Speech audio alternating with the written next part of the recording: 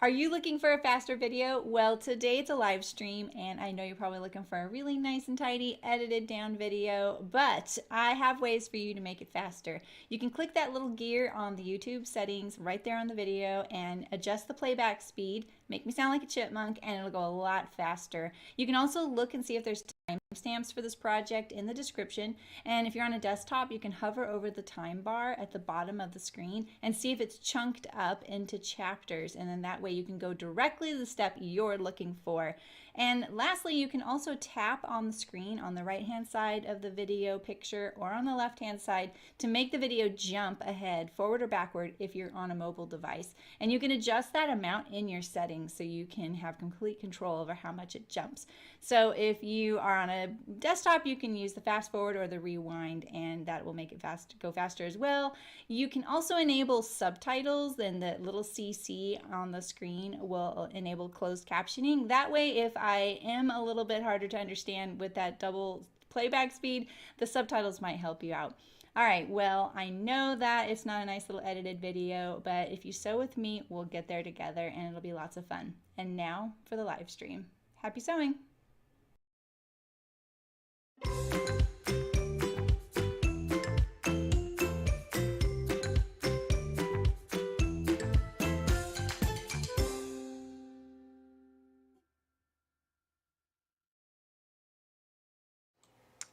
I'm gonna skip the project thumbnail because I think I didn't change it. Hey Shim, hey Elena, how's it going?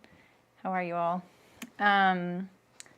It feels like every time it's been a week off, I always feel like it's been forever since I've streamed. It's crazy. And I knew Elena would be here because she's making these too. So I'm making the Mitchell trousers this week by Closet Core Patterns. And there is a video in the description that gives a few grading tips. It's not like a huge fitting video, but it is a little bit about the grading. So if you're interested in that, check it out. Guild emoji. Hey Donna, how's it going? Good evening to you too. Hey Sue. Hey Delwyn. If you are new here, I feel like I might get a few people that don't normally watch me and are looking for Mitchell info. Make sure you speed this up if you're watching this in the future, not live. There may be timestamps below. Most likely on the sewing videos, there'll be timestamps. If you're looking for part 1 or part 2, there's usually a link in my description of the video where you just tap the title of the video and the description will pull up. And then it will have a link. It goes to my website, but that's only because all of the videos for that one project will be linked right there. It's not like some ploy to get you to my website because it'll take you directly to the project page. So, and if you want to see the chat, you say show chat so you know who I'm talking to. Hey Aisha, you made a Saturday stream. Oh, cool. Oh, that sounds cool. What are you gonna make, Elena? Hey Hannah. Hey Marin. I'm doing view B, the full leg. So this is the Mitchell trousers. I'm making the one on the left. In fact, I'm just gonna write on my copy here which one's view A and which one's view B because I keep forgetting because I'm going left to right. What's interesting on the views here is that view A shows the little side buckles. You see that little side belt right there, which I love. But those pattern pieces are on the view B, just so y'all know.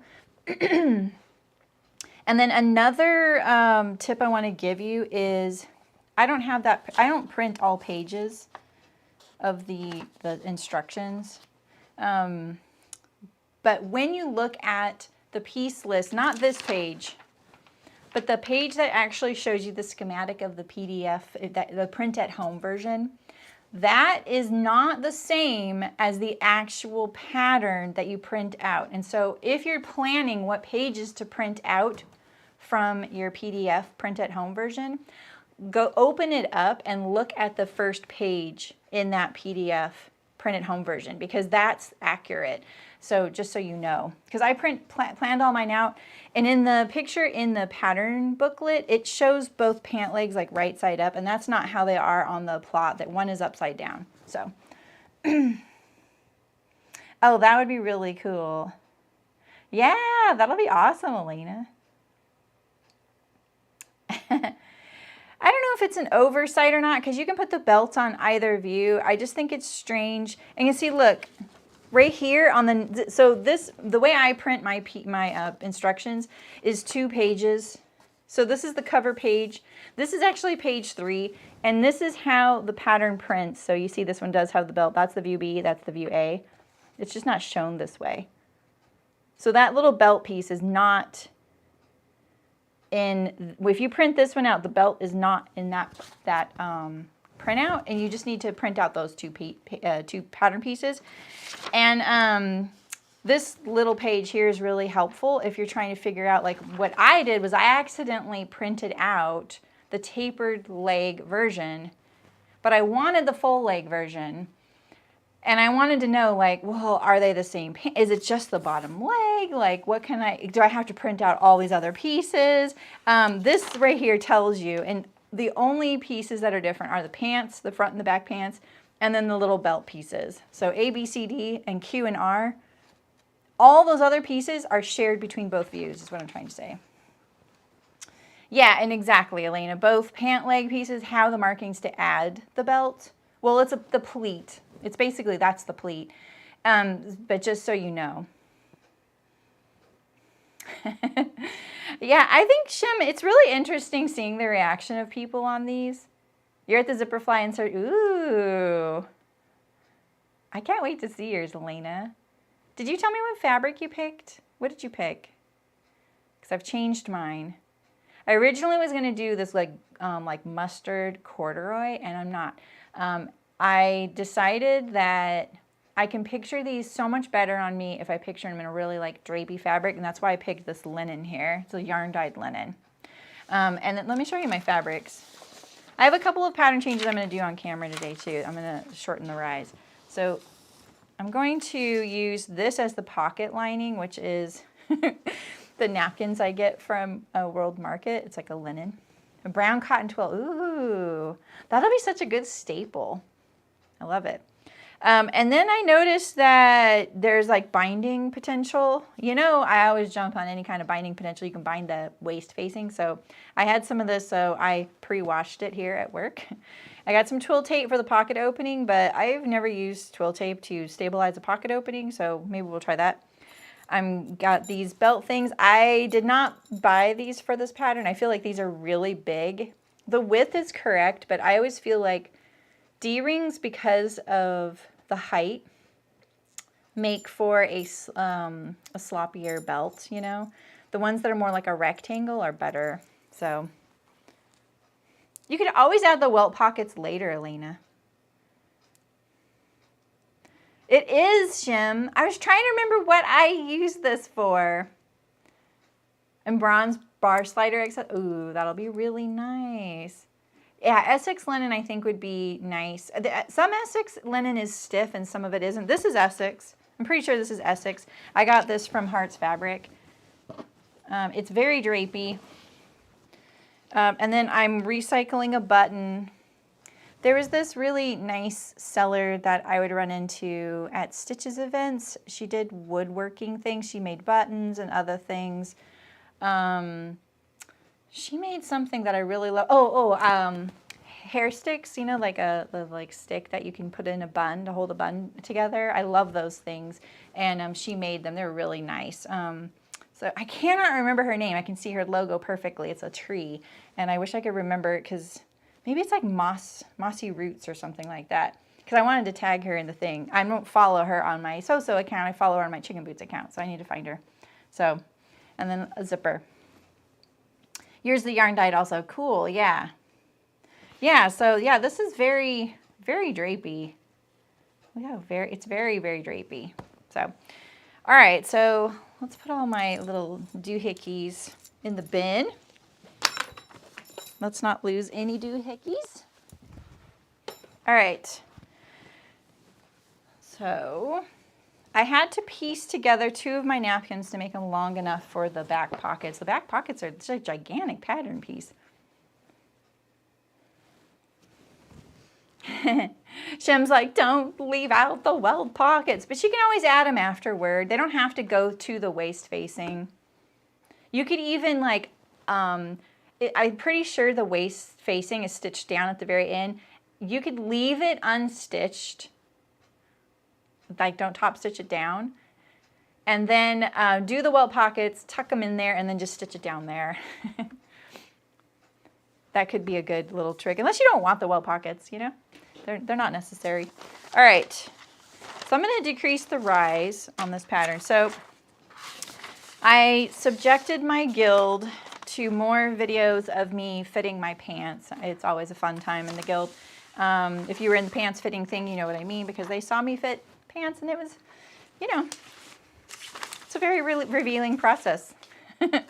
So I started, my first pair I tried on, I started with I followed the directions Closet Core gives of, you know, grading through the hip if you need it, because they don't want to put any, you don't want to put any strain on that pleat, right? It'll hang nicer.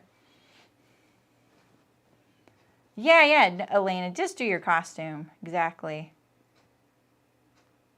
Yeah, I haven't done their style either, so I don't blame you. Yeah, what's the costume? Yeah. Elena's always got really good ones, Shem. As long as I've seen her here, she always has really good costumes. They're so adorable. Okay, so I used to always sew a straight up 14 in Closet Core, like the Gender Jeans, the Morgans. Those are the only two pants I think I've made by them, and other things as well. But this time it said I needed the size like between 16 and 18 waist, but still the 14 hip, which I thought was really interesting. My waist is bigger right now, but my hip is apparently not. And so I tried that. I tried the little video. If you want to see this, it's linked in the description on a little grading fitting tip. And I just did not like them. And you know what? A lot of people were like, you know what? You're not used to wearing full-legged pants. And I was like, at first I was a little resistant to that idea because I was like, yeah, I get that. I just don't think this style is for me. And that's true. This is definitely not usually a style I'd wear. I don't wear really full big things because I'm a little klutzy and I don't find, if they're not fitting really well, they feel fussy, right? Now I look at the video, it looks way better than I thought. And I'm going to stick with, I can't believe this, I'm going to stick with that first video. The only thing I'm going to do is decrease the rise by 1 inch because it's hanging low between my legs and I don't want that. So I'm going to lengthen and shorten these right here. This is so interesting that it goes right through the pocket though. I was picturing in my head that this doesn't go through the pocket, that it goes below right here. This is kind of where I would rather do it. And not mess around with the pocket opening. Could I do that if I wanted to lose 1 inch right here? It just puts that rise so close to, I mean the zipper opening so close. I hate a super long zipper opening, so maybe I'll just go through the pocket. I don't want to change all these pattern pieces. Let me get them all out. All right, so I need this one. That's going to change the pocket opening too. I don't know about that. I'm kind of, let me think about this. In my head, this was happening below.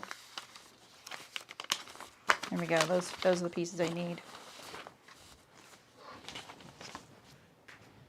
It was happening below the pocket opening. Let's try these. Let's see. Hey, Michelle, how's it going?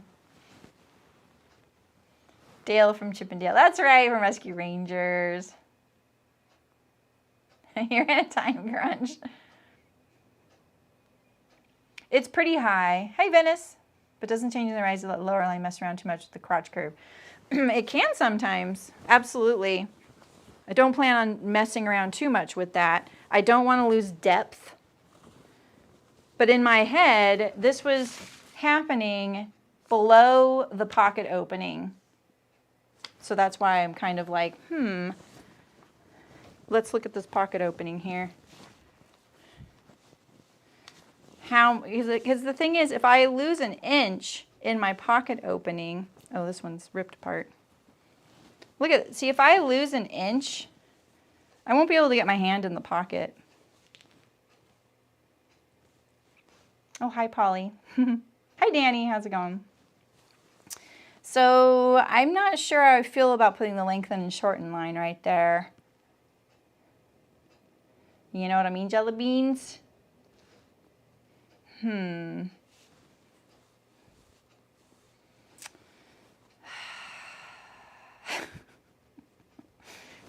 Why didn't I look at that spot before I left yesterday so I could have a plan of attack? I'm not keen on that happening right there. And I don't really want to. I mean, right here it's straight enough that I'm not too worried about it, but that zipper fly looks so long. All right. Well, in the name of an experiment, and I'm always willing to put my garment on the line, I'm going to put it below. Exactly. Hi, Chantel. Hello.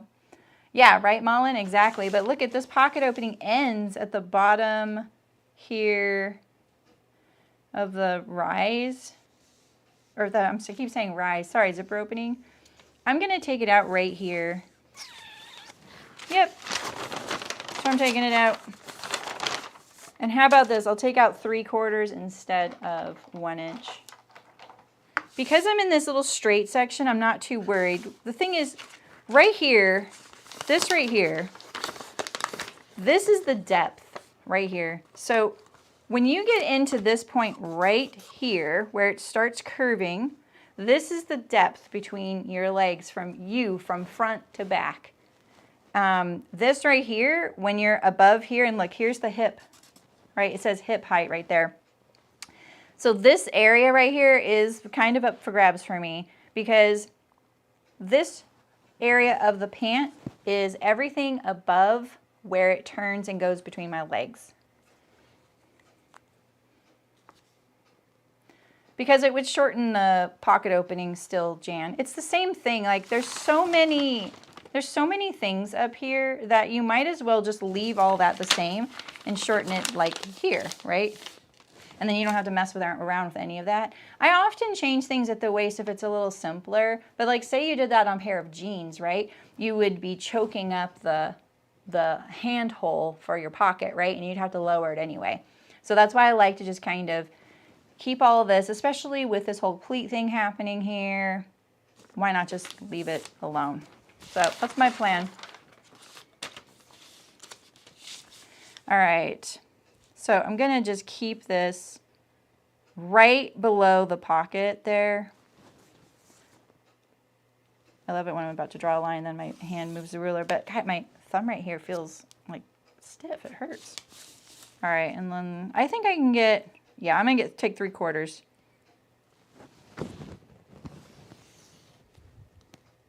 Why is that not straight?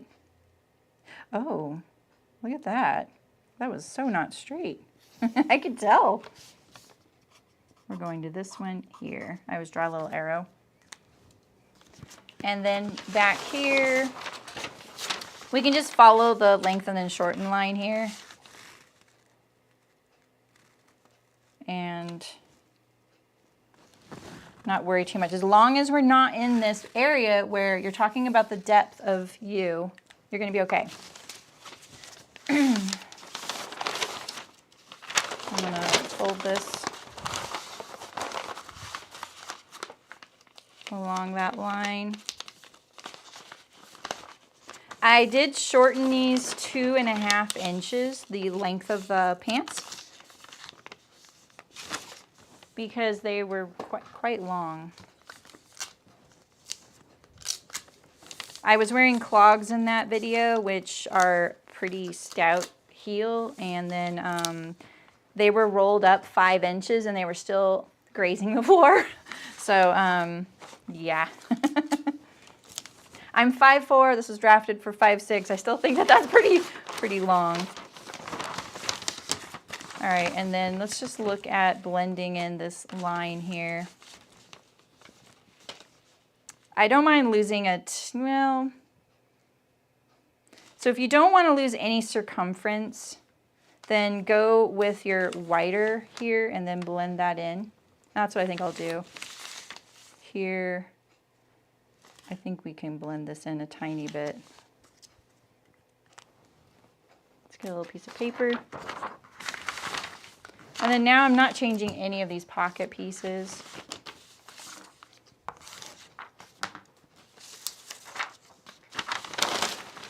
Get out of my way. There we go. So again, I'm doing the 14 hip. This is the 18 waist, and so I think I'm gonna go down to the 16 waist. Why can't you do a diagonal line? Okay, so you can do a diagonal line, Marin, but if you were to do your diagonal line, let me use a different ruler. So if you needed to get, say you wanted to take out an inch, right? And let's just say that this is your grain line.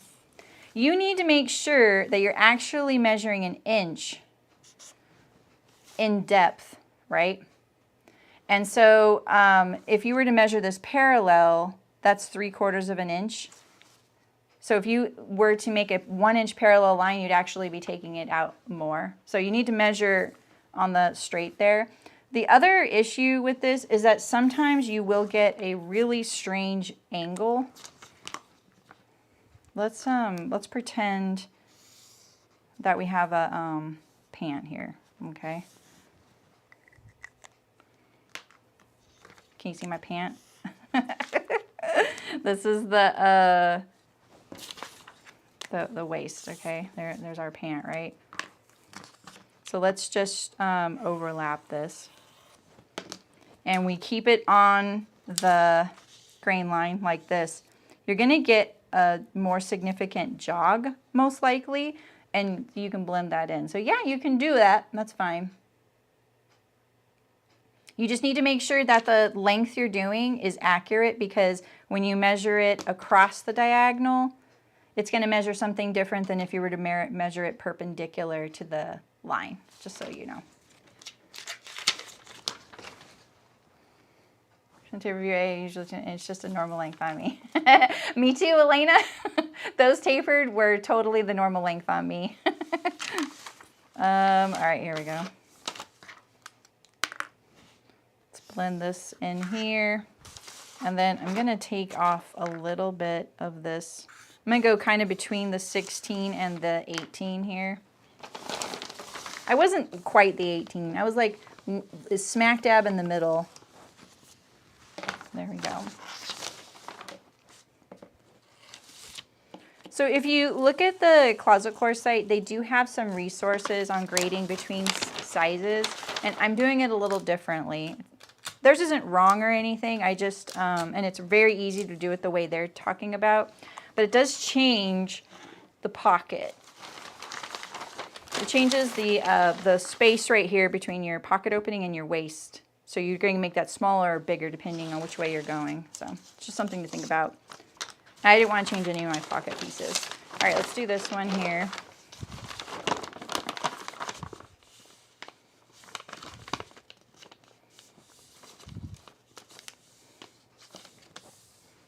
Oh, thanks, Kathy. This is the oh, the Piper tunic by Wardrobe by Me. I've made it a couple times. One for my mom, one for me. I made my mom a different view though. All right, let's pleat that up.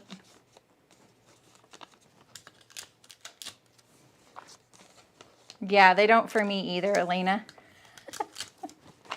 You're 5'2", right? I think I remember someone asking you that recently.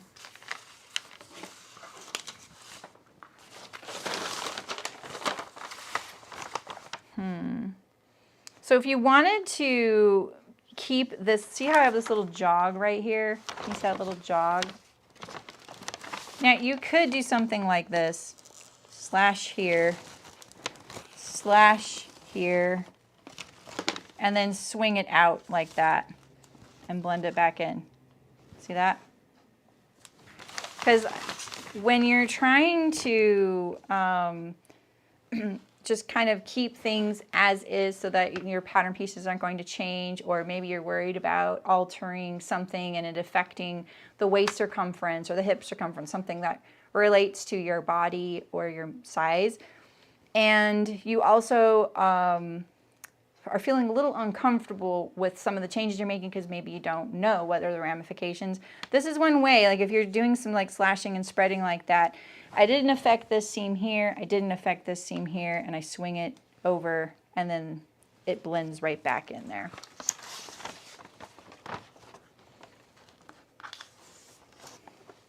Yeah, I mean, they're in the, yeah, you're 5'2", exactly. I know, I was really surprised how long they were, and I was like, oh, okay.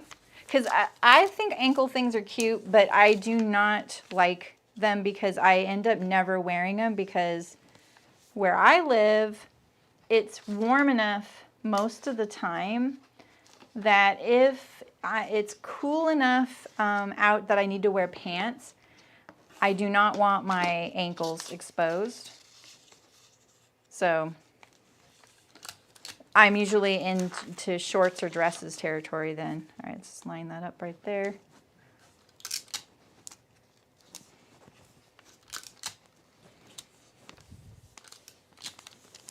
I love tape. The environment hates tape. I love tape. Okay. So let's see. We did that. And then this one here, I'm going to... I need something. Actually, what I'll do is I'm just going to hinge this like this. No, don't fall apart. I'm just gonna make this the smaller size, but I forgot I've used this notch before, so that just kind of cut it apart there. All right, we'll just go in a little bit of this, because we're going to go kind of, we're going to go to that 16, but I want to keep the pocket opening the same, like that. I'm trying to maintain all the pocket pieces so I don't have to change all of those, because the pleat is integrated into the sewing of the pocket, and I don't really want to mess around with how that hangs, since I'm not sewing a whole sample. Yeah, they really are, Elena. Yeah, you can do that too, Malin. I just felt like that time it was kind of a big jog, and I don't want to mess around with all the fly pieces, you know? So, all right, I think I'm ready to cut. So I did shorten these 2.5 inches, and I did it right here. You can see I folded it. Look at that huge chunk there. And then I just blended it in where I'm going to. You can see there's my new, I have a new line. It's very faint right there. Same here. I think I used their, no, I didn't use their lengthen and shorten line. I just used a horizontal line down here because I just did. It doesn't matter. Hi, Libby, how's it going? All right, let's cut these out. Let's cut the lining first. It's these pieces here plus, not you, this gigantic Welt pocket pattern piece. I almost shared this in the guild yesterday in the pattern matching skill building session, because I ended up pattern matching 2 of these napkins together to make one long one. See, there's my seam right there. Look at that, so good. Look at that pattern magic. Look, there's my seam. Can you see it? Where is it? It's like right here. All right.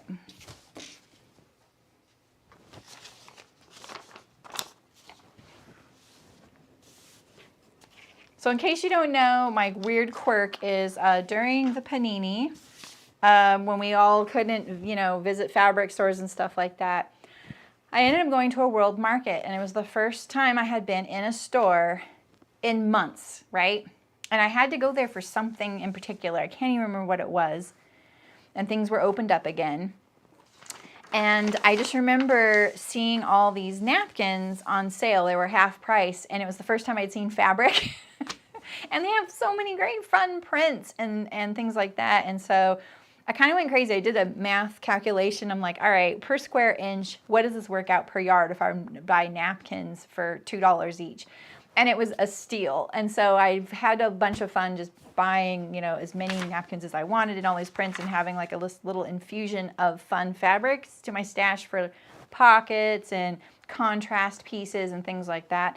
And so this is why I took these napkins and sewed them together. I use them for all kinds of things. So I'm going to put the fold line of this pocket directly over the seam there so that when this folds up inside the pant, it's going to fold really nicely on the seam that I sewed there, which I used a flat fell seam, so it's really smooth.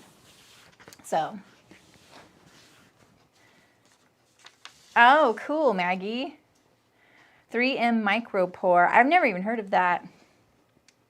Paper tape, but not washi tape. Got it. I use removable tape sometimes. That's what this is. I'm almost out. I have like 1 foot left. I don't think I have another roll, so I gotta remember to get some because I love that stuff. I don't know if you're still here, Shem, but I want you to know that in the instructions, you're gonna really appreciate this. They actually say that they set up the sewing so that the fun side of your pocket lining faces to the inside of your pants, so you see it when you put your pants on and off. And I was so thankful they said that because I was like, okay, I'm gonna be keeping track of a lot of details here. I really like the pocket lining to show on the inside of my pants, but I don't know how they've designed this. And then I read they have a little bubble, and it just says that. So that made me so happy. All right, this is definitely not printed on grain, by the way. So we're gonna go by the print. So, hey Mara, how's it going? Oh, so why do you guys, how do you guys know about that? Why do you get it? What's it for? What's the whole intention behind 3M micropore? Because I've never even heard of it. I hate the waist I'm getting around here, but I want that seam to be on the fold line. And I'll use this stuff. I'm going to cut them out individually, and I'm going to cut out the smaller one. This is the 12 to 16 size. I don't know why there would be a size difference for the pocket.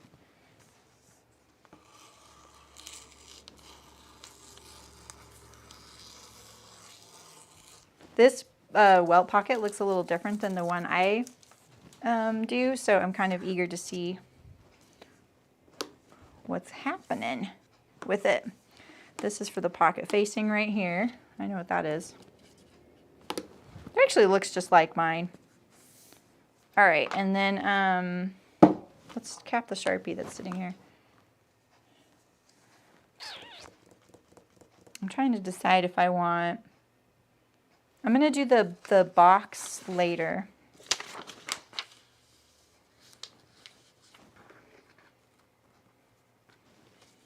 Okay.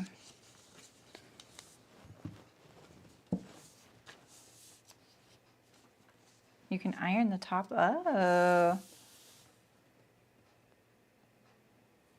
That's pretty cool. Is that why you guys use it? Because you can iron it? Whoops. There was a lot of talk about tape in the guild the other day under that pole. Because some people use surgical.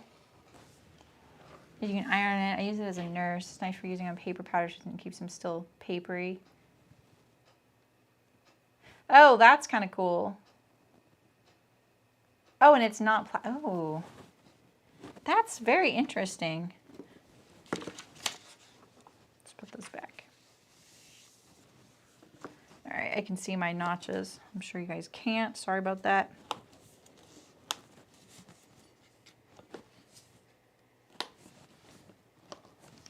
All right, so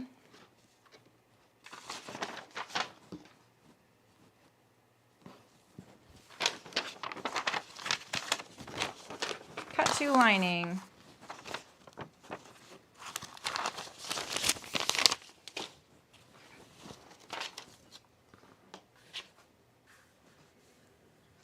Exactly, Libby. We're always looking for those things. My mom always had, I'll just leave this intact. I was going to cut it apart to make it a little bit more manageable in my stash, but it's okay. My mom always had, you know, like paper tapes. She was a nurse. But I don't know if that's what it was called. I always just think of it as like surgical tape.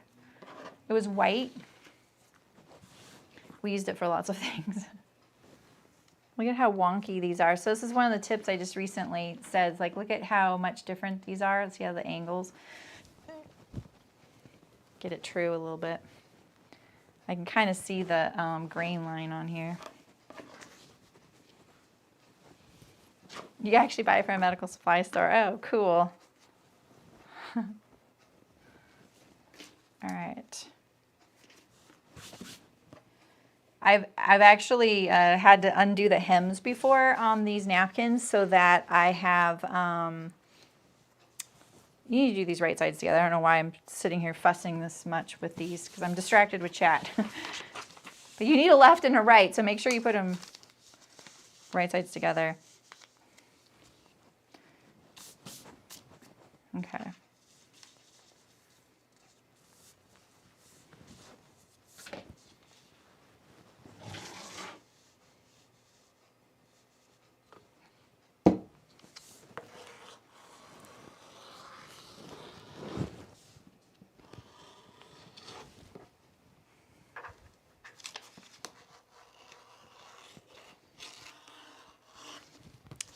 So just as an aside, 2 weeks I will be cutting and sewing the Merriam trousers by Cashmerette.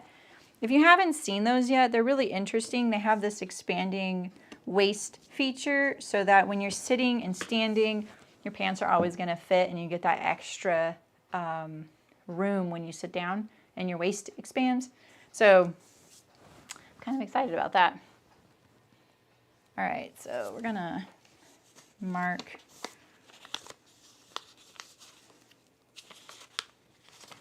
that, and it looks like this belt is about a ½ inch above that mark there. So I'm just gonna mark that. And as long as I have my, up here, this clipped, that'll be my other guide. There we go.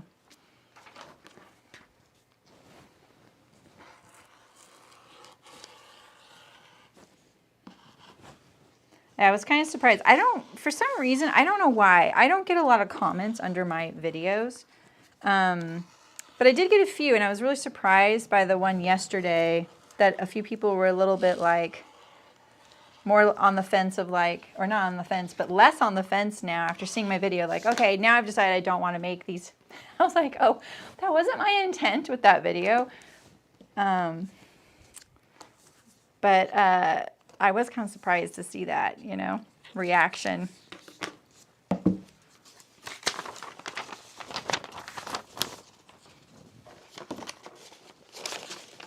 Okay.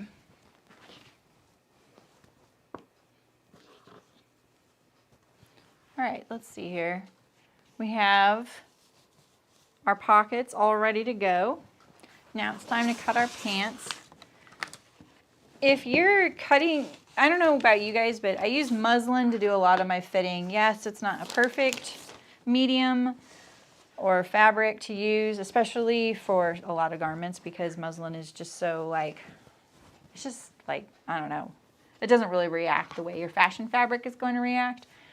The muslin I have is only 36 inches wide, and it is not wide enough to cut 2 of the back pant.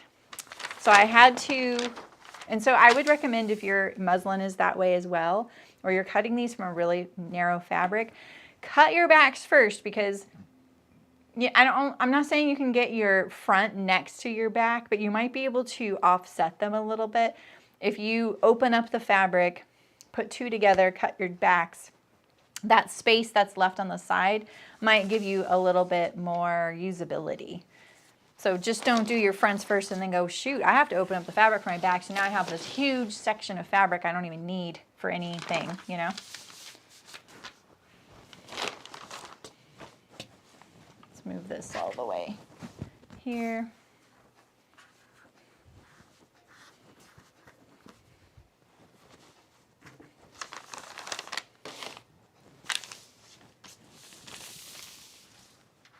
I'm going to slide this towards me a little bit.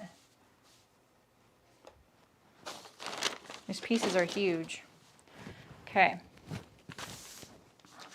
And then I have this little piece that's cut a different length there. That's why I'm putting the pattern so far up.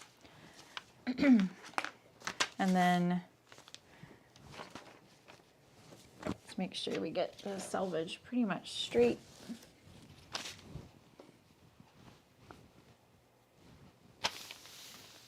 Yeah, I agree, Marin. They posted some, well, I was kind of confused. They did a, for the love of pattern drafting, just put the grain line all the way. This is a pet peeve for me. Thought I got onto my fabric. They posted, or Cashmere did an email yesterday about some like, inspiration for the Miriam, and I thought they were all different Miriam trousers, but they're not. I think they're just like inspiration from the trouser kind of photo world, you know, to making yours. I'm going to use my corduroy that I bought for these for the Miriam. They're a little bit of a thicker fabric. That pant I think looks better suited for it.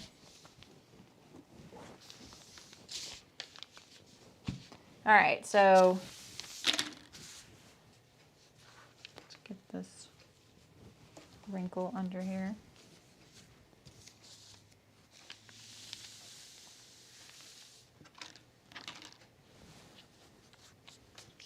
A glass of water is just like hanging out there.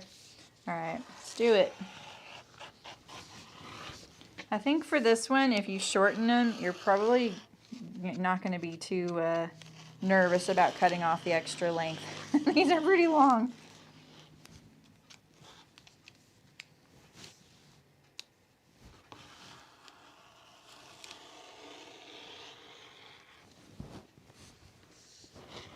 I'm going to study the sewing a lot for these. I don't normally, because I really want the sewing live streams to kind of go at a really good pace. Oh boy, got a little off there.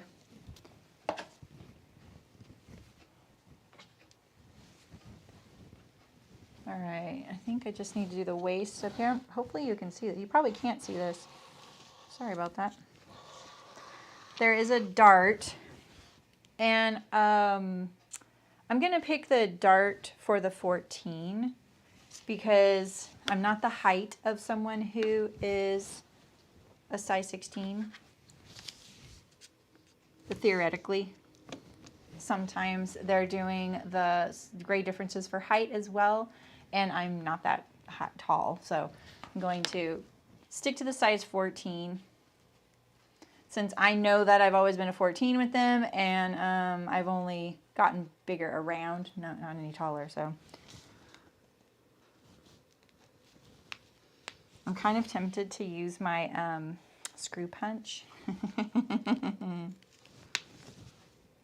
I know that kind of makes people a little triggered when I do that. I don't mean to.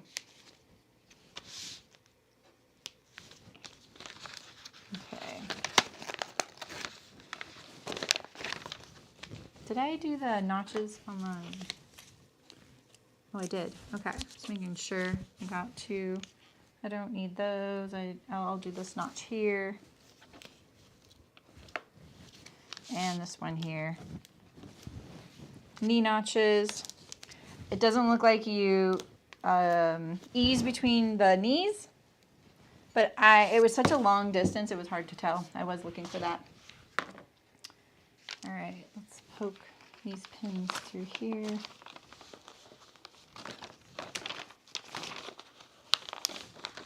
So that's actually a good tip for myself in the future. So I used a screw punch, this little guy, to mark my, can you see that little hole right here? For my muslin. That just made it so easy to poke the pin through just now that I might just start screw punching the holes just to make it easier. All right, I don't need this anymore.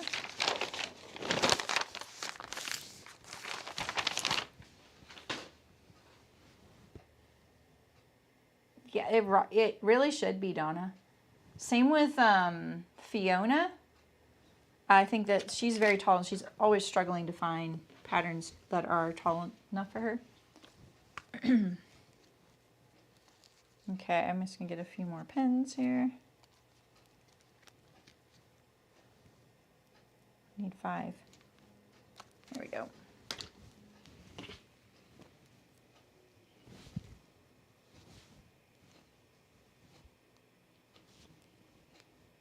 Is there anyone else making these besides Elena? Kind of curious.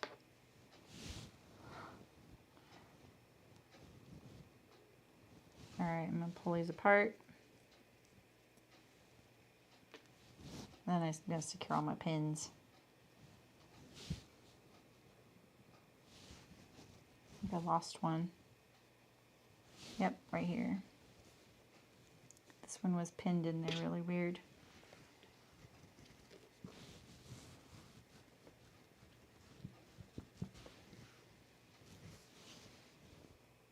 Oops.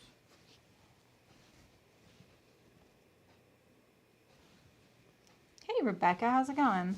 You making these too? I saw you said that you like that side belt detail, right? You're tall. These are going to be great on you. I know Rebecca in real life. Oh, I just lost that pin now.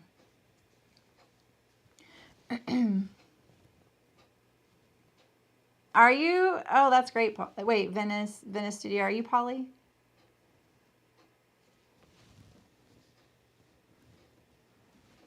Oh, that's right, Donna.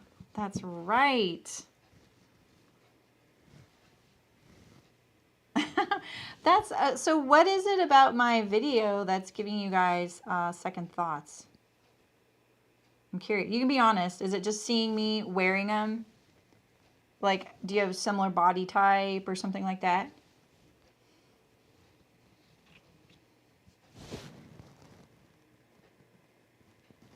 Oh, yeah. Okay. Yeah, I was like, wait, I know your guys' names? That is so out of context. We're Beatrice family.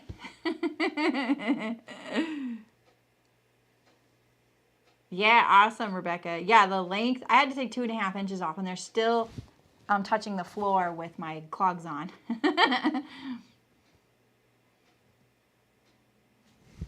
Yeah, we have a button down sew along happening soon, so I saw you talking about that too, Aisha. All right, I got all those back in there except you right here.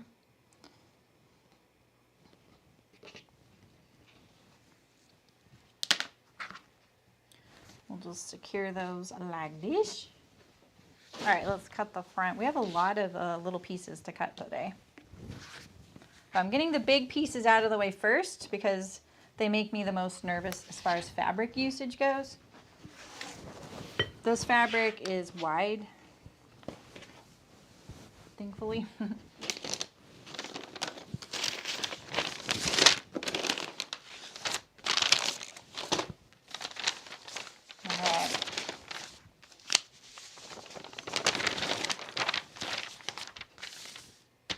These and the Pietras. Oh, that's interesting. Those are so different from one another. Yeah, Delwyn, nice. Yeah, you know what, Donna? Okay, I thought a lot about that. My strategy with this is because this kind of pleat definitely is like, here's my belly, right? So my plan is, that's why I went with the sticking with the larger waist, because I think that they're right. If you pick it too small of a hip, it's going to make the pleat pull. And then when the pleat doesn't relax and hang straight down, that's when you get that kind of like cupping around the belly, right? Or wherever. And so I think also that if you pick too small of a waist, the exact same thing's going to happen. Because depending on where you carry your belly, that belly is going to hit right at where that pleat is anyway. So I think that I'm really glad like she gave her own little anecdote about, you know, all of my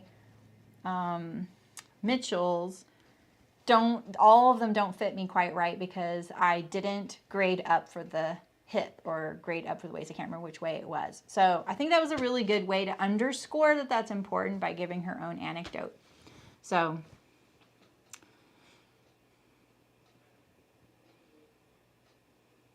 you just bought flannel from the button up? Yeah, I know, Polly. Me too. But you know what? I think in this drapey fabrics, this is the other things. Originally, this was the fabric I was going to pick. Oh, sorry, I just whacked the microphone. And moved it too, sorry. This was originally what I was going to do. Oh, my camera hates this. You see how the corduroy lines are doing something weird? This is why I can't wear stripes. See that? But this is a lot stiffer. It hates this color. Look at the camera's like, I don't know what to pick.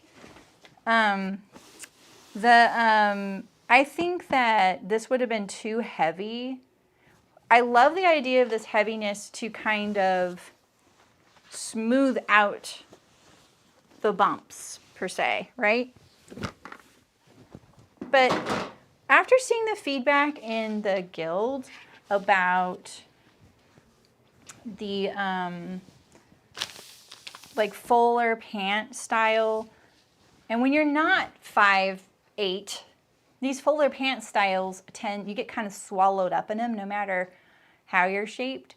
So, but because of other people's feedback and then actually not looking at that video and then seeing it like a couple days later, it did look fine to me. And I think when I thought about it in a really drapey fabric that kind of has a lot more fluidity and it can kind of give you more shape rather than it being like this really boxy thing. I think that that's really what sold me on it. So yeah, I think it's the muslin too, Aisha. Yeah. Yeah, Randa. They're not directly on, and I actually think like because it's off away from the front, like it's not in a traditional pleat place. And that could be good or bad, depending on how you fit it. So I really like sewing things once there's a lot of populated results in the hashtag. But I'm also down to be part of the initial experiment.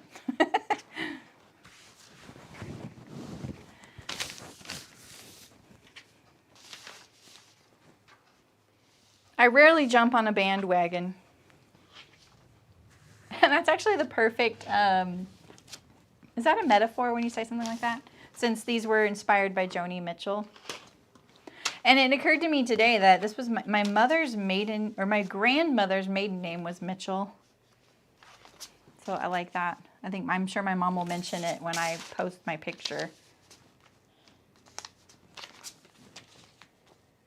Yeah, you know, I think Libby, when you reacted to that at one point, that really solidified that for me, because there was something about the way you reacted and a couple others. I was like, that's it. That is kind of the key to changing it. I didn't have a whole lot of fabrics to pick from. And at first I was like, oh, are these kind of too drab? And then I started loving the idea of having like this color pant in my wardrobe. I need more than jeans, you guys. I wear a lot of jeans. You know? All right, so we got that. Let's make sure we have a layer of fabric under the whole, 2 layers under the whole thing.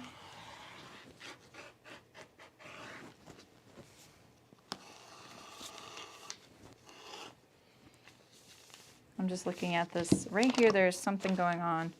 Oh, it's just a little lump in my paper. That's okay. Sorry. I'm going to smooth out this little line here where I shortened them a little bit.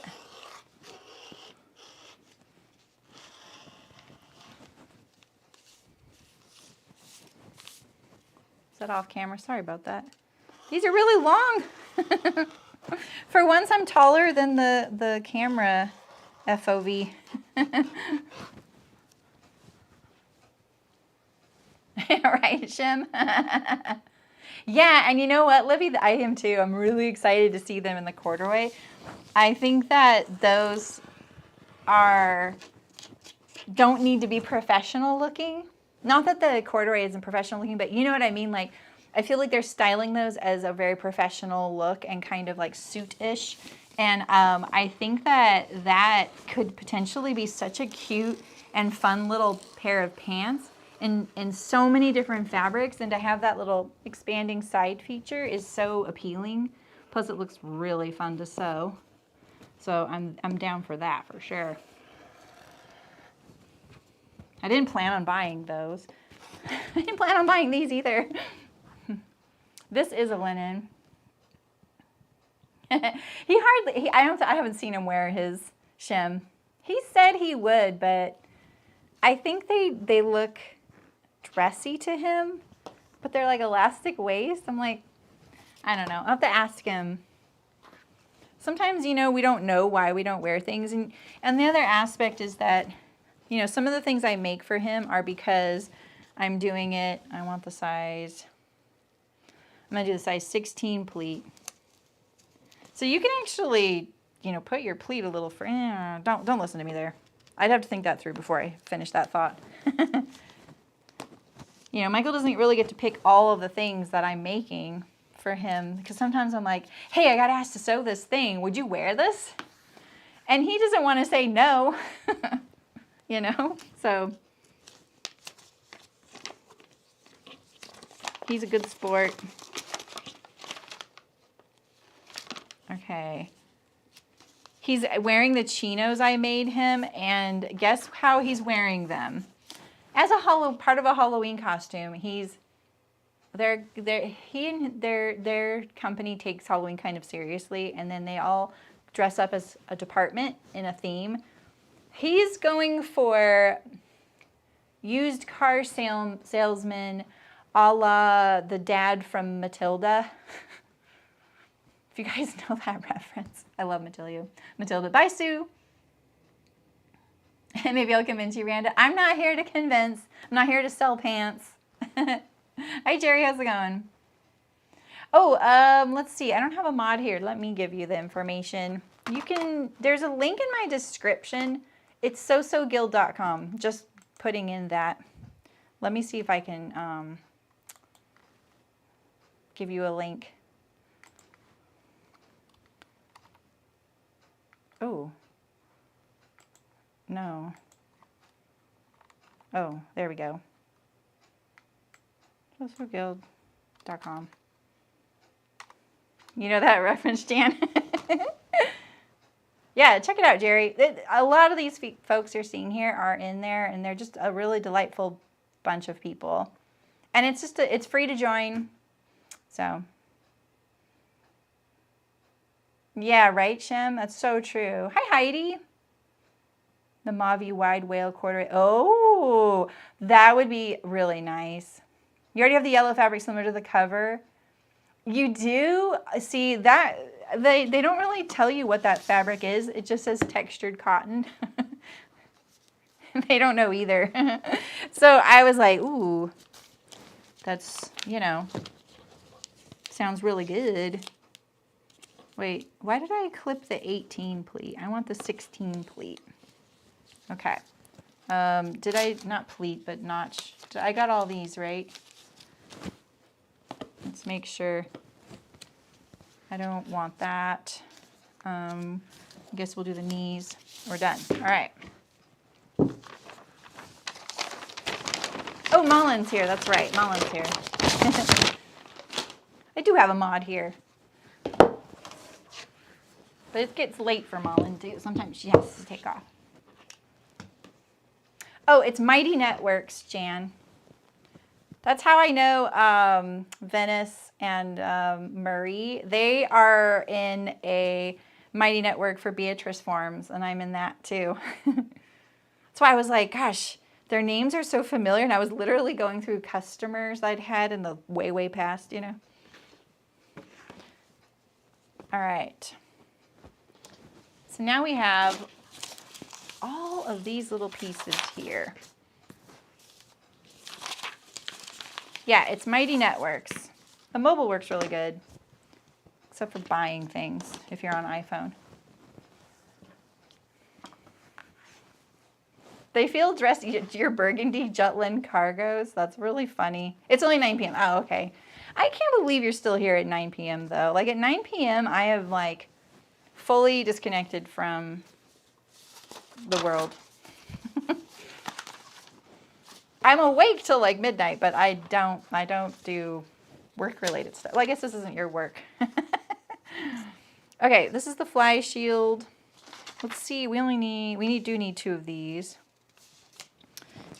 Let's look at all these. I think the thing I'm most worried about are these facings, because I really don't have a lot of horizontal fabric except for right there. But I can open this up, so I definitely have the fabric. Let's do the facings first, since I'm most concerned. The only, I think one of them is on the fold, unfortunately, too.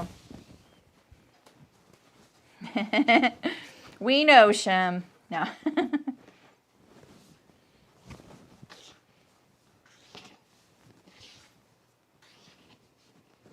Oh, I don't need 2 of those, though. Why am I doing that? Oh, yeah, that'll fit there. Okay.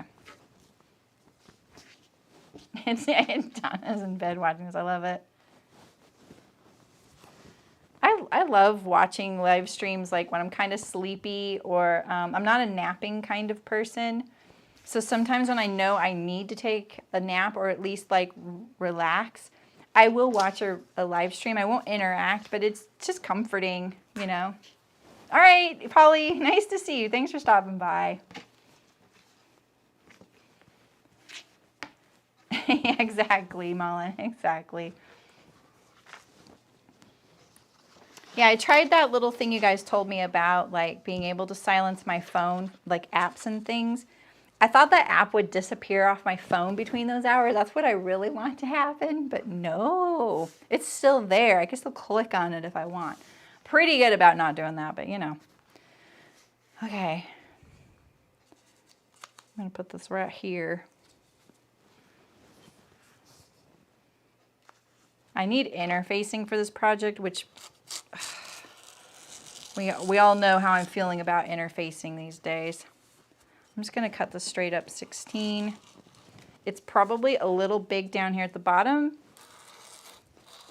but that's going to be okay because I will fit it to the pants.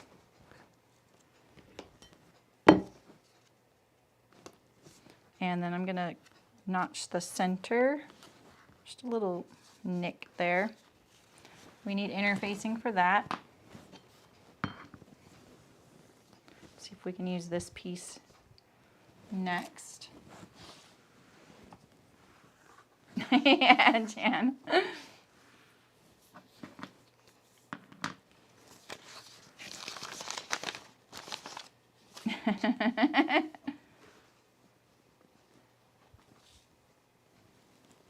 Oh, that's great, Libby. I hope if they do that, they like it, you know. I'm definitely not trying to sell everybody on it, but I could feel their frustration about potentially using Facebook. And they were even admitted, like, they just don't use that platform, and I don't either. Yeah, I can, Aisha, but it won't fit for everything, you know? All right, you need one of these. Cut one fabric wrong side up. That's interesting. Why wouldn't you just make it like this then? That's really interesting.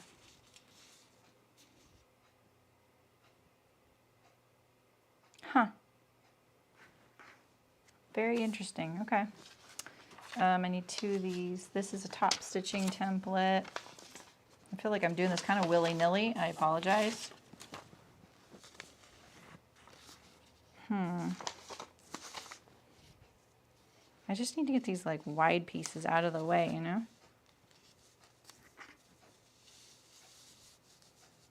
I'm looking at the grain line now. And then this is, I could fit these, but these are cut 2 as well, and I can fit them on the side there. So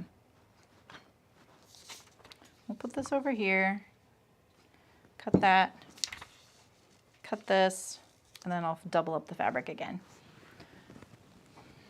Well, I need it. Oh, I don't need it for this. Oh, maybe you're right. Maybe I could. I need it for this, and I think it'll work for that. I'm definitely going to use it wherever I can. I've even gone so far as to piece it together, and I haven't had any issues.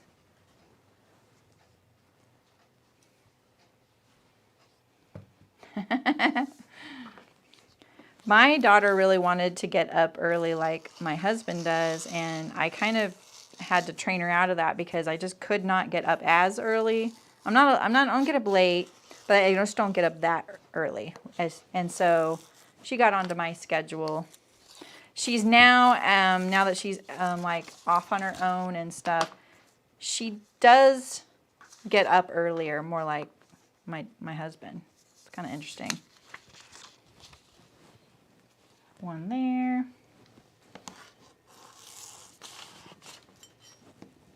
I'm so glad I bought this. When I saw this fabric, I was like, ooh, I want some of that for me. So glad I got it.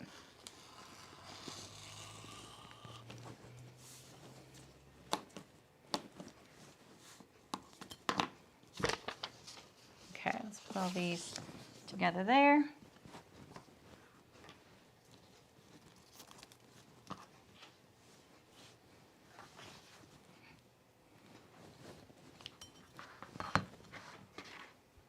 As long as no one else is up. All right, let's put this back to 2 layers.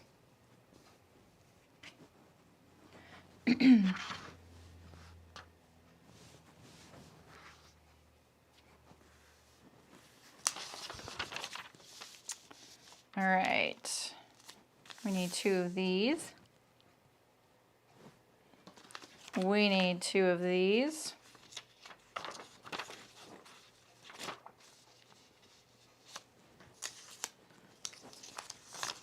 We need 2 of this, which will probably go right there. And we need 2 of that. There is a cutting schematic on their thing. I know I'm pretty cavalier when it comes to these things.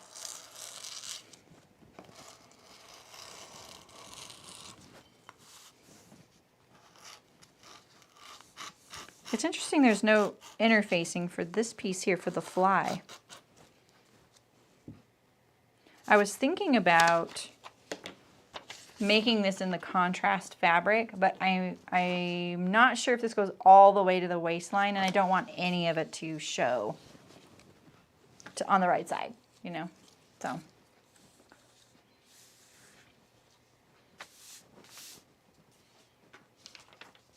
My husband's going through a phase of staying up late, and it's really throwing me and the dogs off.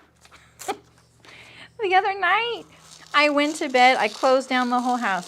The dogs, you know, we went downstairs. We did the midnight cookie. That's what we call it, you know, when we go outside one more time. And we get a cookie for doing that.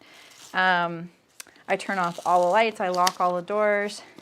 I come upstairs.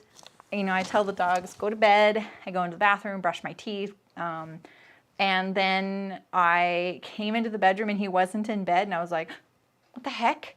Did I just like shut everything down? He's asleep downstairs somewhere. And so I went down there, could not find him anywhere in the house. Then I realized, oh, he's in the cottage he was watching a soccer game, and he probably just fell asleep, because sometimes the cat will come in and he likes hanging out with the cat, you know. And so basically I had locked him out and turned all the porch lights off. It's pitch black where we live.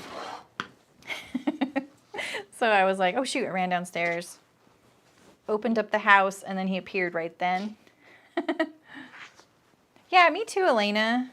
Especially this fabric is so, you know, wishy-washy. All right, let's put these pieces together for this.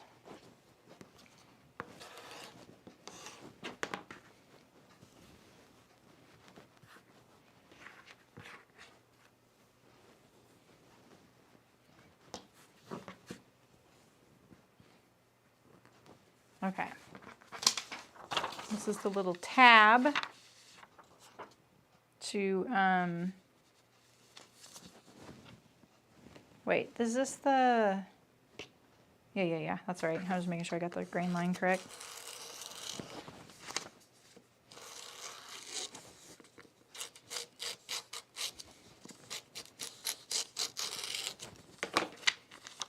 Okay. And these aren't interfaced either. And I sort of want to interface these because the linen's just going to stretch. You know what I mean? So that might stabilize it a little better.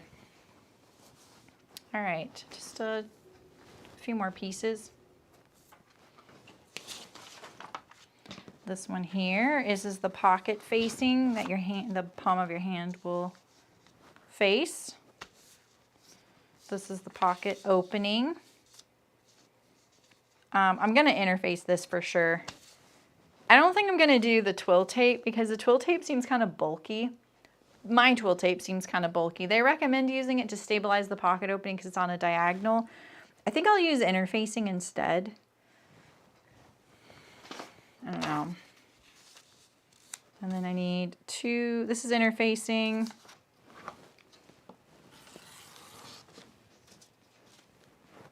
And then this is the welts. Okay, that's everything.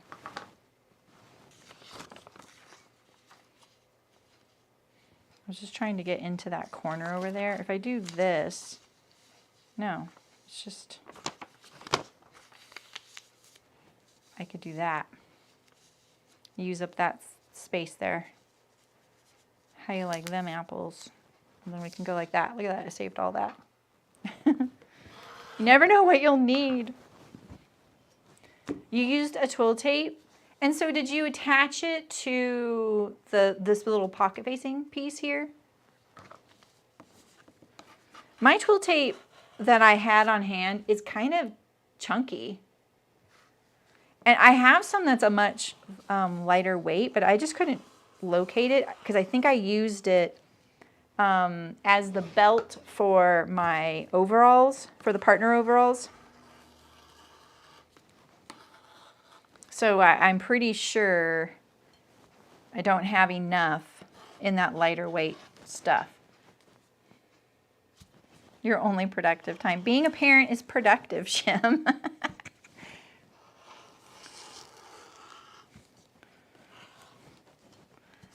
My kiddo is going kind of through a hard time because she is between jobs, and we're pretty sure her last employment place is preventing her from getting a new job. And there's not much she can do.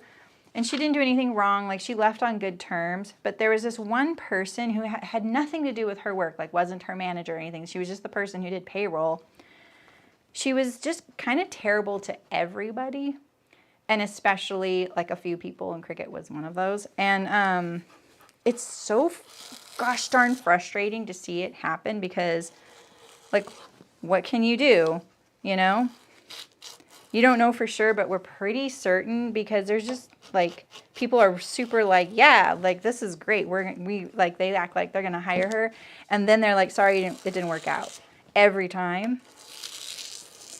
And that's really the only thing we can think of because there's no other way to get around this person, and she's just been so malicious, like kind of weirdly so, like a power trip thing.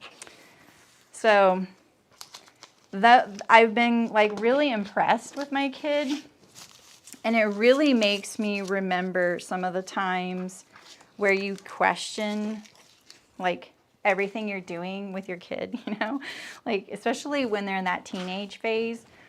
Not really phase. I don't like calling, like, I love teenagers. I think they're kind of incredible, but it's still a really challenging time. And you know, you question so many things because of some of the feedback you get from your own kiddo. And now I just feel so like, okay, it all turned out okay. It's painful to see her going through this, but some of the things she does and how she reacts and how she's handling things, I'm just so freaking proud of her, you know? And she's working so hard to get a job and doing so, like, just really putting herself out there, and I'm really proud of her, so. Okay. You stitched it into the seam allowance. Oh, it is pretty lightweight. Okay, and you start stitching like 5 inches down from the top. Oh, okay, so they give you instructions for it. Perfect. Well, it's a big chain of stores that you have heard of, and so it doesn't really matter, but they're the person that would get that call. There's no way to get around them unless they're not there that day, which they most likely are because they do the payroll and all of the employee stuff. So yeah, we've got an idea right now to get around it, and one of them is like using a previous manager's personal phone number. So yeah, Shem. Yeah, it's really frustrating, especially because the company is so well known and the working conditions ended up being pretty terrible. And she really did well. Like, they loved her. They were just like, oh my gosh. Every department wanted her. Every department wanted her to, like, they wanted her to be a manager. And I was so scared she would take that job because she's young, you know, like she's 19. She'll be 20, you know, next month. And I just didn't want her to like lose some of her youth by just all of a sudden becoming a manager when she's really not trained for that. You know what I mean? So. And she's applied to jobs like at least 5 have been like, oh, like so enthusiastic. She feels like she's got the job, and then just like they are like, sorry, and then they don't tell her why. So she's kind of thinking that's what's happening. And in the state she lives in, like in California, as an employer, you can only say yes or no if you'll hire them again. And if they worked there, that's pretty much all you can say. But in the state she lives in, they can say whatever they want. So I don't think this person cares. This person is actually also under labor investigations that have never come to like a conclusion. She's pretty much untouchable. She can filter out all negative stuff towards her because it all goes through her. It's a broken system. So, yeah, I know. They'll just confirm employment. I know. I don't know. It's very fishy, and part, you know, it's like bringing out the mama bear in me. I'm totally like, let me at her. Yeah, well, I'm sure, Danny, but as a 20-year-old, like, what's she going to do? You know, she's not really equipped to understand, and she, you know, she feels very vulnerable, so. Yeah, that's what I was thinking too, Randa. I was trying to think of that but like all of our area codes of our phone numbers would really give us away if it was any of us. You know what I mean? So I think we have a good plan right now of like what we're going to do, like what she's going to do, like how she now turns in her stuff. And, you know, a lot of places don't take resumes, they take applications, and there's a little box that says, can we contact your last employer? And she's going to not keep checking that anymore, just so at least they can ask her, oh, how come we can't check this? So, all right, back pocket welt. That's the welt, huh? Okay, this is the back pocket facing. That I don't really think needs interfacing. I'm going to interface the welt opening though. I know, right, Danny? Yeah, I know, it feels really crummy. I want to call the person. Like, it makes me act irrational. This is Cricket's mommy. know she's really doing this, but it does seem like it, you know, so.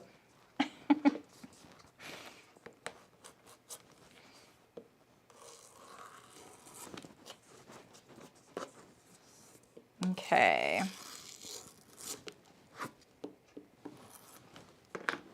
My interfacing. I'm just going to pin this to it so I don't lose it.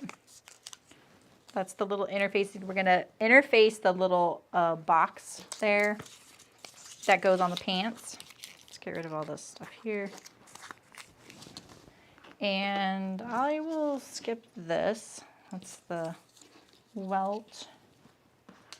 This is the actual Welt. Cut 2 interfacing. Yes, please. I will do it. This is my width of my interfacing, don't you? I love this roll of stuff.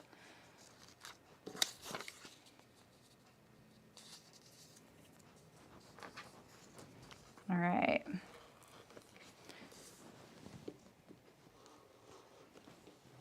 It really is good for almost all things I use it for, you know, like the width is. Okay. What do you think about the belt, Elena? Do you think I should... Maybe not. Like 2 layers of this. Maybe not this one, but I don't know. I feel like the belt could use the interfacing too. If I only do it on half, it'll kind of make it funky too. You know what I mean? I think that the way... Do you sew this so that it's the fold, you do this like this? Maybe you do this. No, it's 1.5 inch. I saw you turn this. You go like this. If you don't have the D rings, I found the rings heavy for my cotton. Okay. Yeah, so you're thinking interfacing would be a plus to battle the D rings. Yeah, because if it's not, the fabric's not stout enough, things just kind of ooch out of D rings. Yeah, I'm going to interface it. I can always cut these again. I do have enough fabric for that. You know?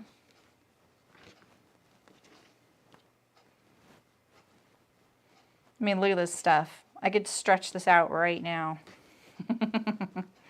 You know? It's linen.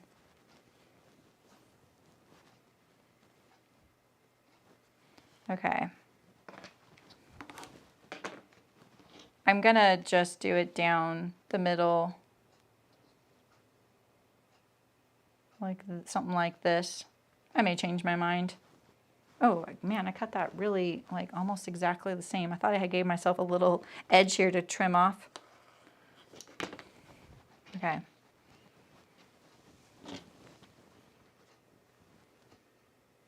Oh yeah, but doesn't the belt goes through them though?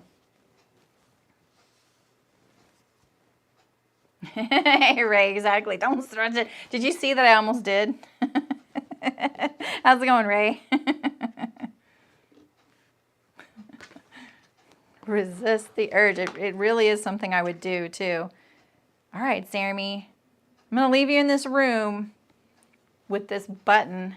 This lever, and this, you know, sliding bar. Don't touch any of them. Oh, I'd be on it in like a second. Impulse control, I'm telling you.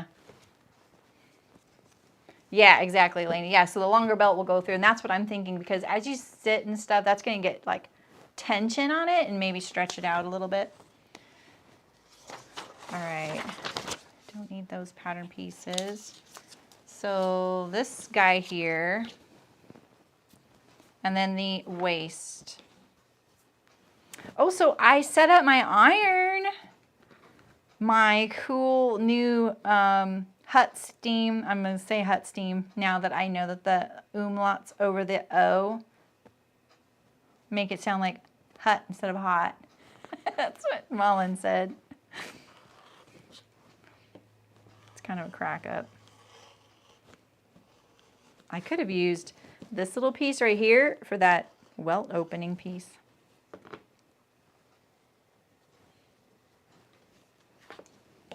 I save all these though. They are always handy.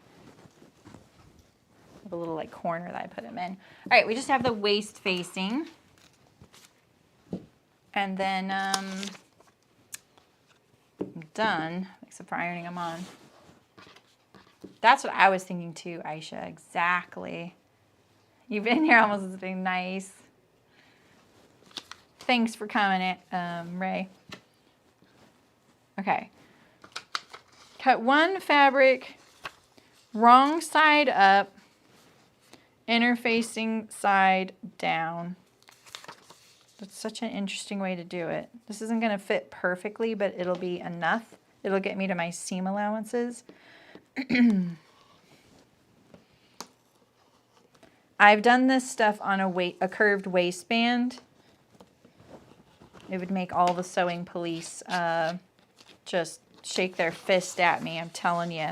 Because when I have say I have a curved waistband, this is what I do. I take the interfacing piece and I slice up like this. And then I overlap it to get the curve like this. If the denim is really heavy, I leave the overlaps in there. If it's not, I just cut it. Then I cut that little wedge off like this, and then they meet like that. And that's how I do it on curved waistbands. Never seen a seam. The tricot is so much better than any stretch woven because it's thinner and it like bonds to the fabric and makes the fabric feel like fabric. It's really incredible. That's cute, Danny. Ray works in mysterious rays, Aisha. Okay. Wrong side up. I gotta sneeze. Excuse me. Sorry about that. Fusible side down.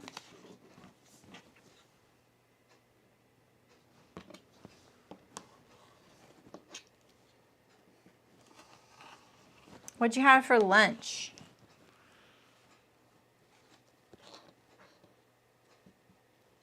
Oh gosh, you dumped it over on the floor. Oof.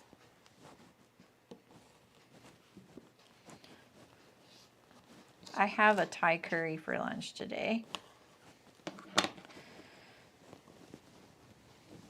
I bought a little bit of Halloween candy yesterday. Kind of excited about it. I found dark chocolate Reese's peanut butter cups. The dark chocolate ones taste like the ones I grew up eating. Because they've changed that formula so much. Oh yeah, see here you can see my curve trick. So see, this is actually the width of my piece here. And so I'm going to just put a bunch of cuts in this. Let the sewing police come after me. Come at me, bros.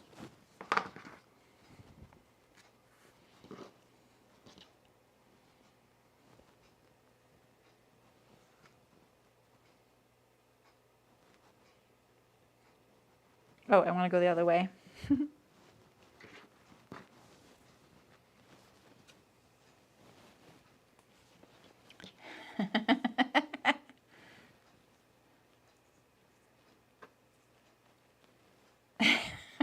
Heidi, yep. It is, some of them can be kind of stiff. I never found it to be too stiff for a lot of the fabrics I use, but like this blouse I'm wearing, I noticed when I was ironing it today that the facing inside is doing that thing that I've been complaining about. You know, it looks like, basically looks like textured and stuff, you know.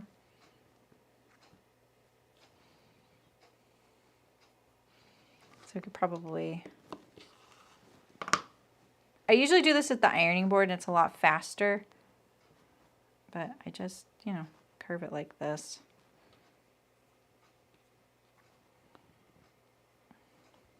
you know.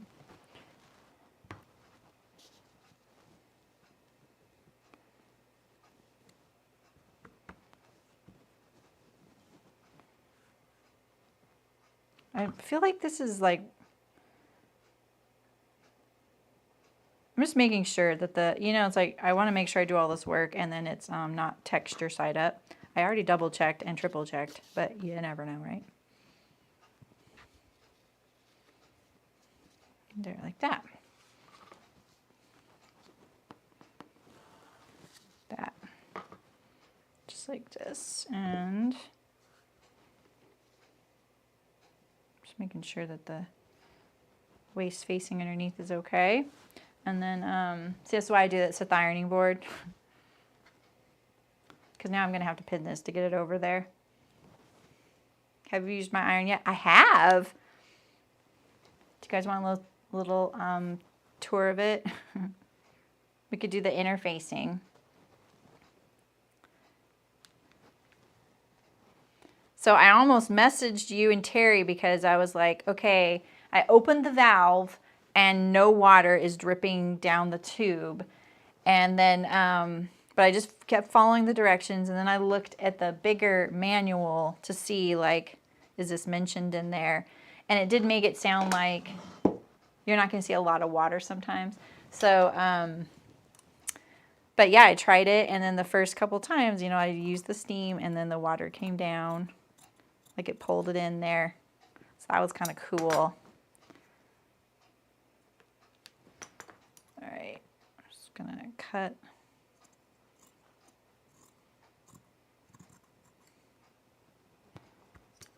I'm only trimming a few because like only a couple are a big overlap.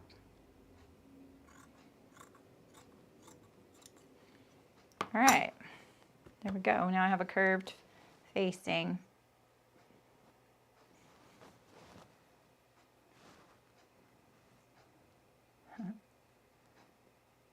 Oh, okay, Danny, nice seeing ya.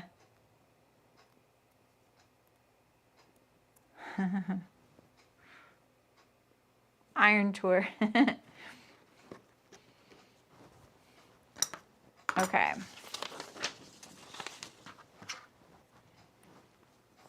think the one thing I have to get used to is what is off and what is on, because it's the kind of switch that when you turn it on, it lights up, and then when it's hot enough, the light goes out. So it looks like it's off, but it's hot, you know? So, yeah. Let's go iron some stuff, and then I'll be ready for tomorrow. Let me slide this over here. And I didn't set up that camera. Let me move all of these pieces over here. And then I'll do the welt pocket interfacing when we're about to sew it so I can underscore that. Let's see what the serger looks like. Can you guys hear me here? Oh, it's kind of cockeyed. Tell me you can hear me too, because I didn't test this one. Here, look, this is, oh, you can't even see it there. But you can see I mounted it to the table there, that iron circle on the table. Okay.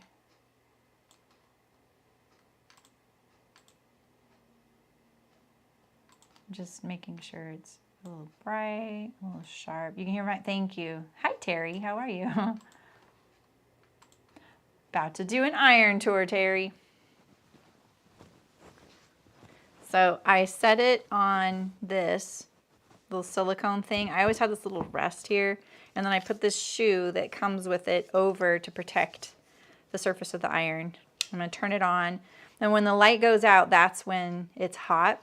But this is the one thing I haven't figured out. See this little rubber thing? I put this over the knob because I could not turn that thing for the life of me. And then I put a line indicating the heat. We'll go up to the linen. Because I cannot turn that knob, and so I put this light bulb changing thing. It's a sewing machine light bulb changing thing. And then I clamped my water thing to the power cord. And then let me see if I can show you what it looks like up top. I have to get over here though. All right, so let's see if this camera. So see, there's my IV bag. There we go. So I put this pole here, and that's a bottle of water. And at the bottom of the bottle of water is this mineral stuff to prevent mineral deposits getting into the iron, which is really important where I live actually. And then it connects to the iron right here. You see that? That's the water right there. It's all very easy to set up. I did it in phases because, you know, just like everybody or most people, I was a little bit intimidated. What did I do to this iron or this camera? Why can't I get that back?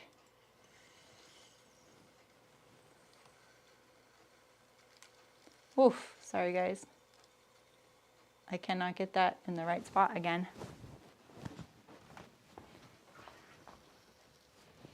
Why is it so crooked?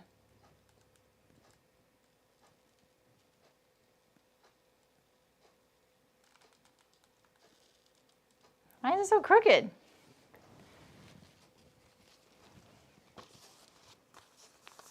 I find with the shoe, I have never had to change the temp because the shoe protects the fabric too. Oh, interesting. So you just leave it on what?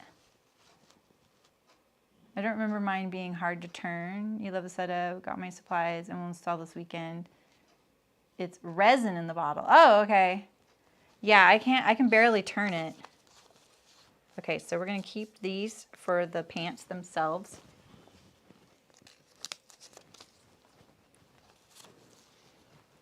And where's these pieces? Where? Oh, here they are.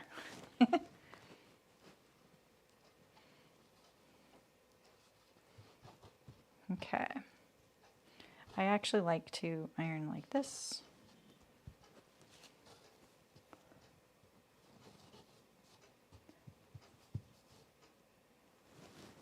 Oh, my daughter, Jan, she's not at school.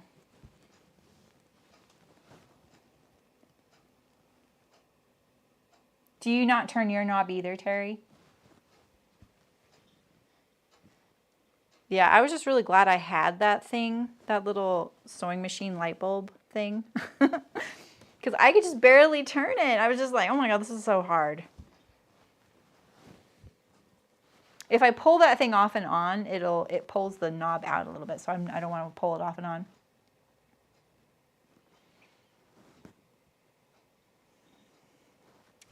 I'm just waiting for it to warm up. And so when it is, here's the little steam button right here. Can you see that? It's very subtle. Psh, psh, psh, like that.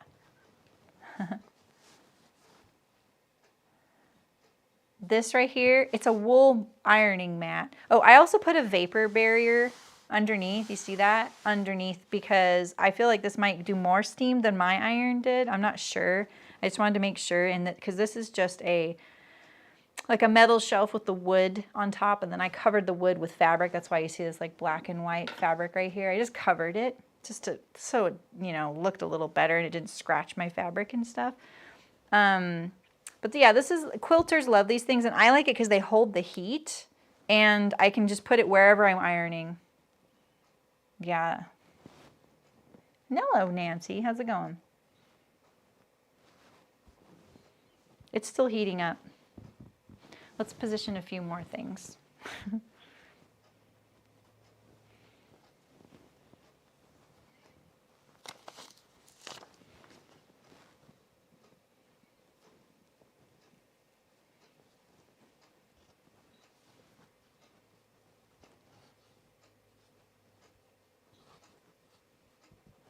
Okay. Hoping that this is going to be okay, putting that interfacing just straight down the middle. It's got 5/8 inch seam allowance, that's why I think it'll be okay. All right, it's ready to go. And so do you hold this button for a second?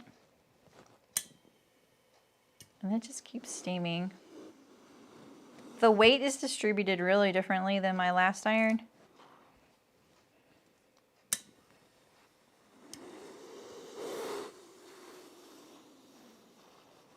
what I love about this thing right off the bat is how the steam doesn't shoot out at my finger when I'm doing stuff like this really close, whereas my old iron did.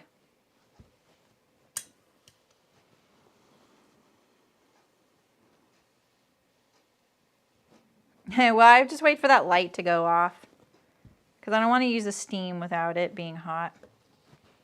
Okay, so these are ready. We'll put these back together as one big happy family. We'll do these. This is the belt as well. That felt a little sticky. I was a little worried. I also like that, I thought no steam when fusing. Oh no, I always use steam when fusing. It works so much better. Always. What was I about to say? Oh, if you accidentally iron this stuff to your wool mat, it's really easy just to peel it off too. Haven't done that in forever, but I found that out once.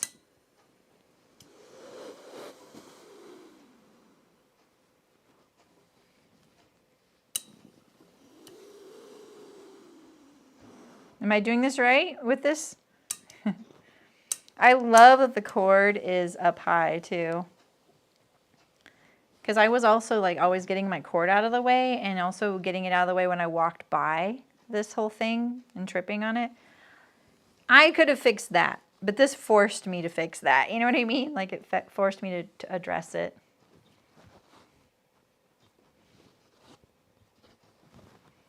Okay, belt, pocket opening.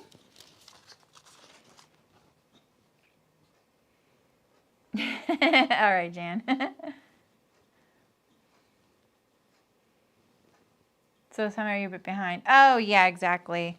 Yeah, I think if you join the stream late, you have the option of not, like starting it from the beginning.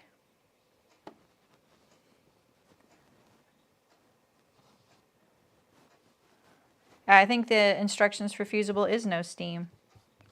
But what do they know? I'm just teasing. Wait. I was like, wait a minute, why do I have a left and a left or a right and a right? From what I have gathered, using steam is better. Like what I've learned from others, not just me.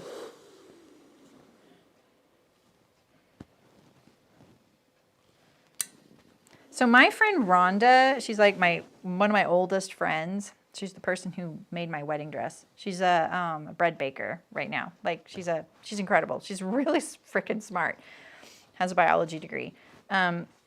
She got this iron from one of our like someone we knew was closing a factory, and her ironing system, it's amazing. So what happens is the ironing board has suction. And so if you just put this piece of fabric, put like this, it would like be pulling it down. So it helps you position things really easily because you can just, if it's like really slinky fabric, you can just kind of push it and it'll like suck it down to the table. It's amazing. And it's a little over the top for home sewing, but you know, she got it at a really great deal because they were going out of business. So she kept it.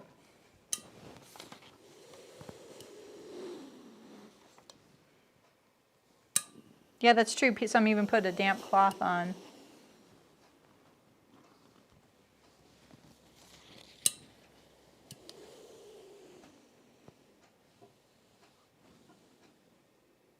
It does, Shem? Oh, because of the, yeah, I could see that.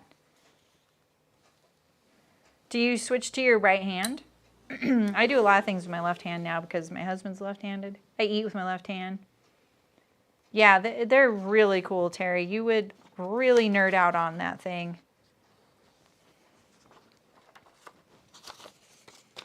Okay. Waist facings. One more. This guy here.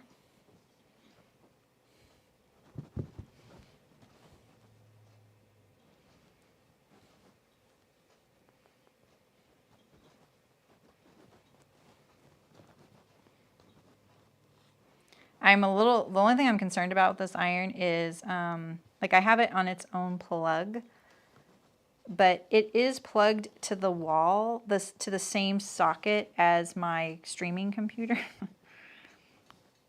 So I do worry, like, ooh, I don't want to crash my stream, you know? This building was built in the 80s, and it hasn't been updated. Like, it's a really solid building. It's been through a few fires, and it's made it. But,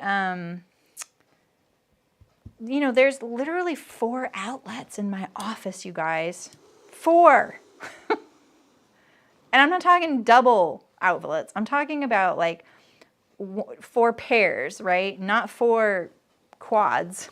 So, yeah. I'm operating 3 machines, an iron, and a whole live stream with 4 plug outlets. And I can't even access the ones on the far wall because I can't access any of them. I only access the 2. I'm operating everything with 2 outlets, you guys. Oh, I got a little corner in there. That's not too bad, though. I'll take it. You do use left-hand pressed, yeah. Oh, is that how the Laura Star is? I've heard that one.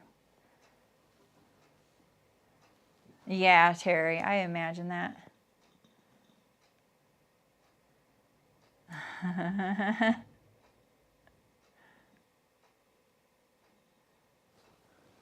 You just meticulous me too. Oh, hi Amy, how's it going?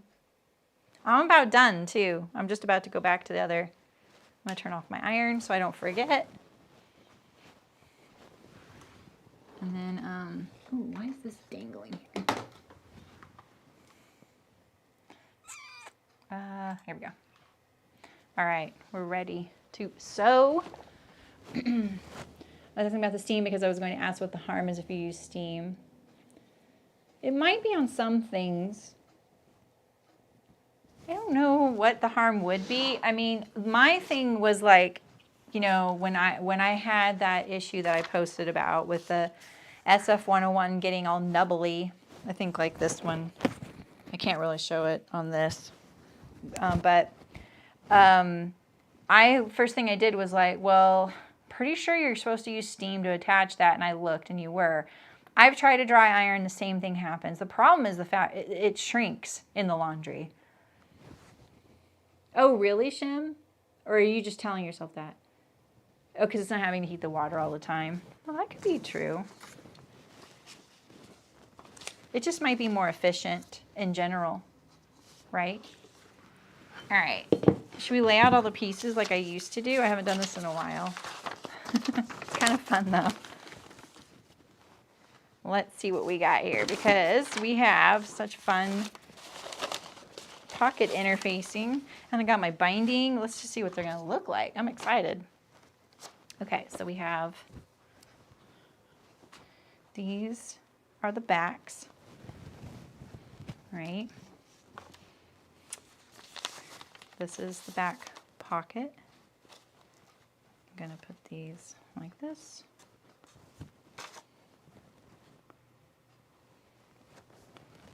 Like this.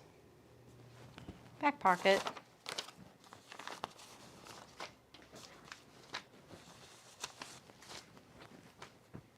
Fronts. There we go.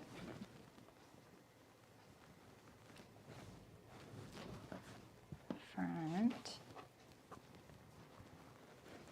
And then we have a belt.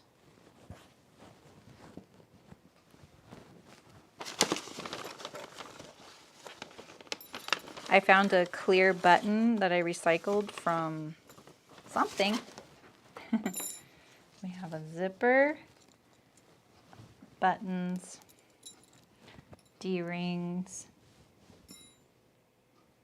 We'll make it look like an Instagram picture. Well, I don't know. I don't really put that much effort into these things, but you know what I mean.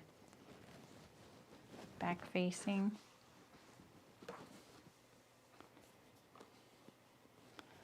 Back facing.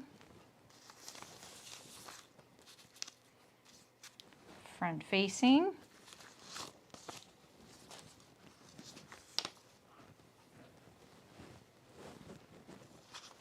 back pockets. Back pockets.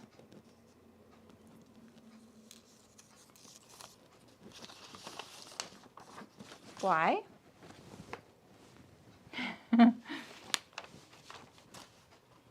And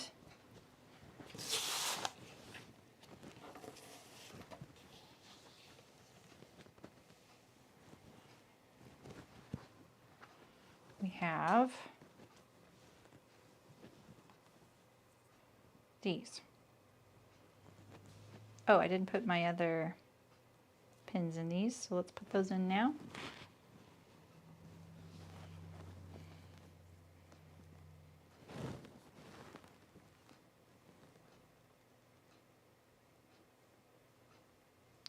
The woven, fusible woven?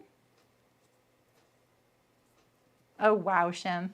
That sounds dramatic. That sounds like our air conditioner at home.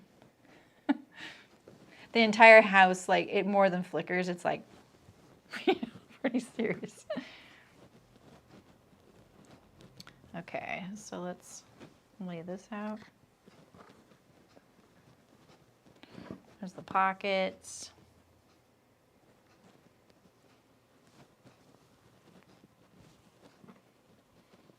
Okay. This is the non-essential part of the stream for sure. But it's sometimes nice to see how everything goes together. And it kind of gets you thinking about certain things. Here's the pocket facing, right? And where's the other one? Here it is, right here.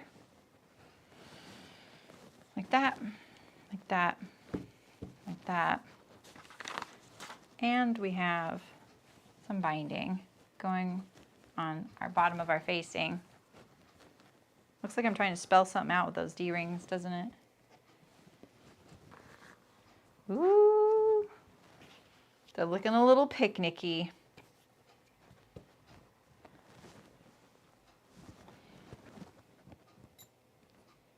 Let's make it look like I'm trying to say something there.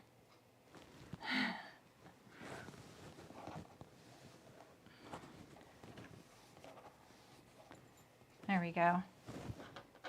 This orange does not match that. Is that obvious? I really want to use it.